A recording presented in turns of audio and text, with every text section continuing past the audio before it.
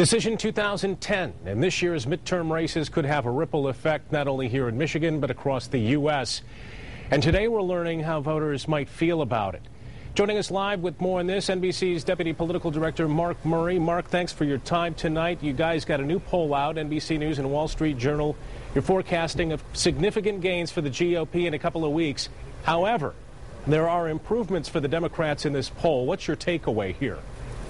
Well, you summed it up really nicely. Our generic ballot, which shows do you want Republicans controlling Congress or Democrats? Well, Republicans have a 7-point edge among likely voters, according to our new poll, which forecasts some significant gains for Republicans this election cycle. The winds are at the Republicans' back. We don't know how big the gains will be, but certainly things are much better for them in this political environment than was the case in 2006 or 2008. But there are some bright spots for Democrats. For example, President Obama's approval rating has ticked up a notch. People aren't as pessimistic about the economy. However, a lot of these things are occurring at the margins. Perhaps the Democrats' best piece of news is that, as mentioned, Republicans lead on the generic ballot among likely voters, but among all registered voters, Democrats have a 2-point edge, which means that the more people that Democrats can get to the polls, the better they might do on election night.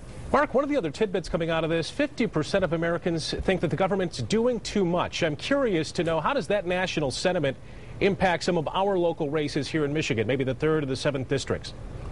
Well, as you and your viewers probably have seen, in congressional races across the country, Republicans have campaigned against the economic stimulus, against the health care reform, against the financial reform regulations that came out after the financial industry's collapse. So Republicans have made this one of their biggest attacks, and in some ways it might end up allowing them to take back control of Congress.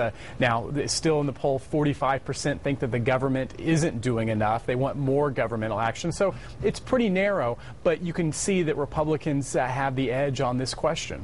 In a word, it's about the economy. Right, absolutely.